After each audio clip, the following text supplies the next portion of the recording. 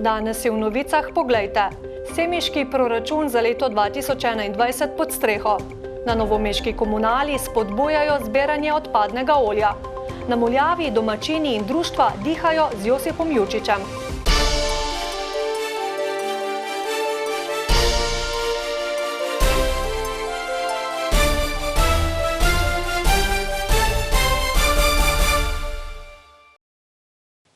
Dober večer.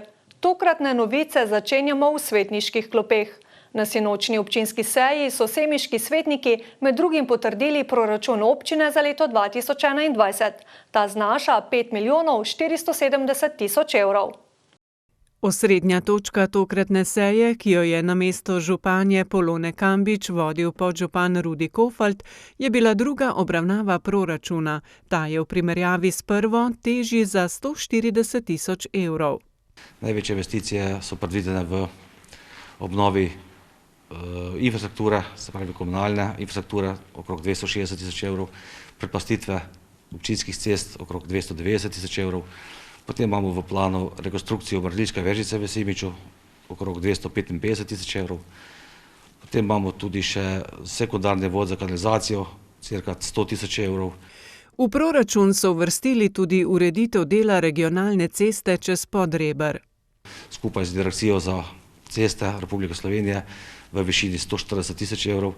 Tu bo občina financirala izgradnjo pločnika, javne razsvetljave in pa 2 avtobusnih postajališč. 75.000 evrov pa bodo namenili naložbam, ki so jih predlagali občani v okviru participativnega proračuna. Poleg poročil o dodeljenih subvencioniranih sredstvih s področja gospodarstva, kmetijstva, mladine in športa, smo slišali tudi, da je bila občina uspešna pri prijavi projekta Kolesarska veriga na podeželju. V okviru tega projekta bo občina Semič pridobila postajo s 3 e-kolesi, ki bo locirana na predobčino, torej na Štefanovem trgu pred občino. Postaja bo imela avtomatiziran sistem za izposojo. To pomeni, da gre za način souporabe. Trenutno se dogovarjajo za upravljavca sistema, prvi kolesarji pa se bodo lahko z električnimi kolesi na pot podali v letošnjem poletju. V termoelektrarni Brestanica zaključujejo aktivnosti povezane z gradnjo 7. plinskega bloka, ki bo skupaj 6 zamenjal stare plinske bloke iz leta 1974. Poslovno leto 2020 je bilo tudi sicer za termoelektrarno kljub epidemiji zelo uspešno, pravi njen direktor Tomislav Malgaj. Ob podpori Gen energije so uspešno izvedli montažo novega plinskega bloka 7. Ta čas so v fazi vročih testiranj, ki jim bosta sledila tehnični prevzem in poskusno obratovanje. Uspešno pa so že opravili tudi sinhronizacijo novega bloka z omrežjem. Plinski blok 7 ima nazivno moč 56 MW, kar je nekje 3 MW več kot 6. plinski blok, kar je seveda posledica že izboljšane tehnologije, ki gre na tem področju hitro naprej. Z novim blokom bo imela termoelektrarna Brestanica inštaliranih 406 MW rezervne moči za nudenje sistemske storitve za ročno povrnitev frekvence in zagona iz teme. 7. plinski blok bo dosegel polno moč v manj kot 13 minutah. Gradnja novega bloka, ki ima enako tehnologijo kot 6., je vredna dobrih 26,4 milijona evrov. Bo pa njegova vloga predvsem izvajanje teh sistemskih storitev, zaradi visokega izkoristka pa tudi bo več kot dobrodošel pri morebitnem komercialnem obratovanju. V termoelektrarni so sicer lani zabeležili rekordno proizvodnjo.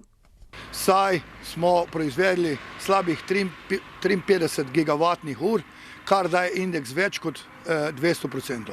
In to iz naslova komercialnega obratovanja. Brestaniška termoelektrarna je sistemska elektrarna, njen pomen pa se je vnovič pokazal pri zadnjem potresu v Petrini.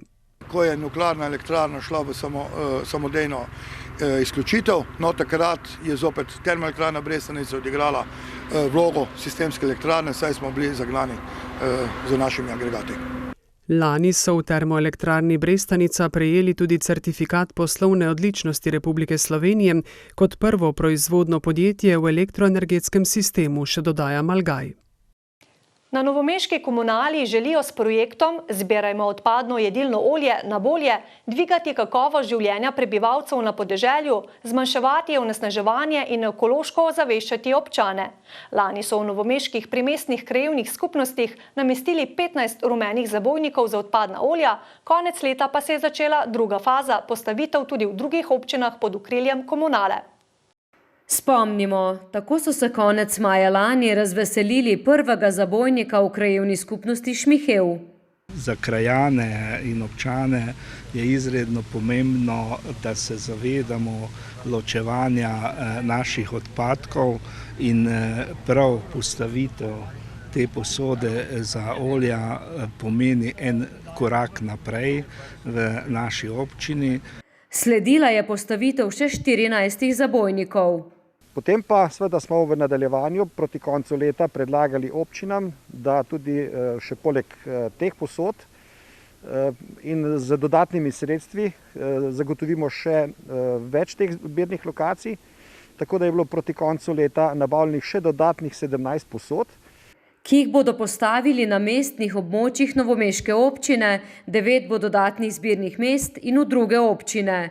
Najpozneje marca bodo zabojniki nared, zagotavlja Štukelj. Po večini za eno zbirno mesto, nekatere občine pa se tudi že dodatno zdaj pripravljajo na to in pripravljajo dodatna sredstva za nabavo še dodatnih lokacij, predvsem straža.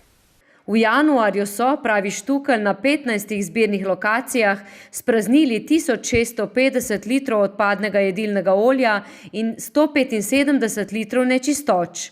Z odzivom občanov so zadovoljni. Je samo več ali manj zbranega olja, kar se tiče pa kakovosti zbirnega olja, je pa, lahko rečemo, na vseh lokacijah izredno čist. Kar pomeni, da ljudje v zabojnike dejansko zlivajo zgolj jedilno olje z gospodinjstev. Za projekt Zbirajmo odpadno jedilno olje na bolje je sicer komunala na javnem pozivu Las Dolenjska in Bela krajina pridobila sofinancerska sredstva iz Evropskega kmetijskega sklada za razvoj podeželja. Izvaja ga z mestno občino, osnovno šolo Center in Društvom za razvijanje prostovoljnega dela Novo mesto. Dodana vrednost projekta so tako inovativni izdelki, eko dišeče sveče. Izvedli smo 4 delavnice, 4 skupine otrok smo imeli, vključeni so bili otroci iz okoliških občin, iz Škocjana, iz Šmarjete, 2 skupini sta bili iz Šentjerneja. In je tak čudovit primer, kako otroku ne samo predavaš o skrbi za okolje, ampak on dejansko vidi, kako se lahko iz nekega odpadnega materiala nastane nekaj čudovitega, nekaj koristnega. S predelavo odpadnega olja sicer izboljšujemo tudi kakovost podtalnih voda in ohranjamo naravo, saj bi olje posledično onesnaževalo podtalnico.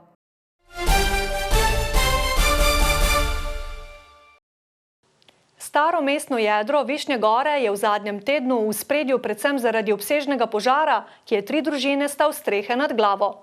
V neposredni bližini pogorišča pa je v teku pomembna naložba. Gradnja hiše Kranjske čebele, ki je za občino Ivančna Gorica pomembna z vidika čebelarskega turizma, protokolarnih obiskov in promocije Slovenije. Gre za projekt, ki mu ni para ne v Sloveniji, ne izven nje, pravi župan Dušan Strnad. Rok za dokončanje je konec junija, saj s 1. julijem predsedovanje Evropski uniji prevzame Slovenija. Takrat računamo, da bo sprejela že tudi hiša prve goste, ker je to nekako projekt, ki ga ravno s tem namenom podpira tudi država. Se velja potruditi in to bo tudi imenitna promocija te hiše. Gradbena dela v hiši naj bi zaključili v 1 mesecu, nato bo na vrsti namestitev opreme. Hiša Kranjske čebele predstavlja enega pomembnejših razvojnih projektov v občini. Tam skrbimo za pripravo vsebin, muzejskih vsebin in pa turistično-informacijskega centra. Muzej, kot smo že večkrat povedali, bo slonel na dediščini čebelarske družine Rošic, ki je ponesla to kranjsko čebelo v svet. S pomočjo teh 3 likov bomo po najboljših močeh predstavili kranjsko čebelo, našo kranjsko sivko. Hiša bo posvečena zgodovini kranjske čebele, ki je bila rojena tukaj blizu v gradu Podsmreka. In seveda na to smo vsi ponosni in to tradicijo bomo nadaljevali in gradili na tej blagovni znamki tudi turizem. Na področju turizma bi lahko vidno vlogo odigral tudi grad Podsmreka, ki pa, kot mnogi slovenski gradovi, propada. Pred leti ga je v last dobila ivanška občina, pravi župan, a žal že v precej klavrni podobi. Je bilo seveda stanje že nepopravljivo, oziroma bi bilo treba vložiti ogromno sredstva, da bi sploh za silo usposobili ta objekt. Plus tega smo dobili je občina dobila samo objekt brez dostopnih poti, brez zemljišča okoli in kot tak ni zanimiv tudi za eventualno vlagatelje. Kljub temu iščejo primerne vlagatelje, saj si želijo, da bi v njem uredili gostinsko ponudbo s prenočišči. Za zdaj pa bo zaživel v virtualni podobi v hiši Kranjske čebele. Iz Višnje Gore pa na Muljavo, kakor vodi tudi Jurčičeva pohodna pot. In prav Josipu Jurčiču je posvečeno to leto. Zato so v njegovem rojstnem kraju društva združila moči. V pripravi je vrsta dogodkov, ki pa bodo seveda odvisni od epidemioloških razmer, pa tudi sicer na Muljavi dihajo v Jurčičevem duhu.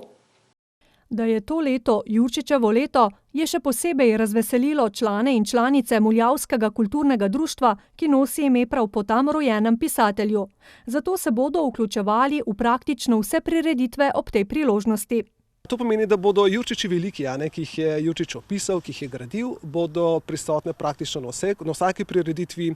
Tudi mi sami bomo organizirali kar nekaj, vsaj v planu imamo, da bomo priredili kar nekaj prireditev. Tako imamo še vedno v planu, da bomo v letnem gledališču priredili igro, tako da vabljeni k nam. In pa tudi, da bomo s kakšno manjšo igro lahko gostovali tudi po ostalih krajih po Sloveniji. In s tem približali Jurčiča in njegovo delo tudi mlajšim, dodaja. Tudi v domačem turističnem društvu aktivno sodelujejo pri vsebinah v sklopu Jurčičevega leta. Turistično društvo organizira turnir v 18. Španiji, to je taka stara družabna igra, katero upam, da bomo letos uspeli speljati. Potem bomo sodelovali oziroma organizirali adventno delavnico, ki bo namenjena Jurčičevi tematiki in pa sodelovanje z lokalnimi društvi.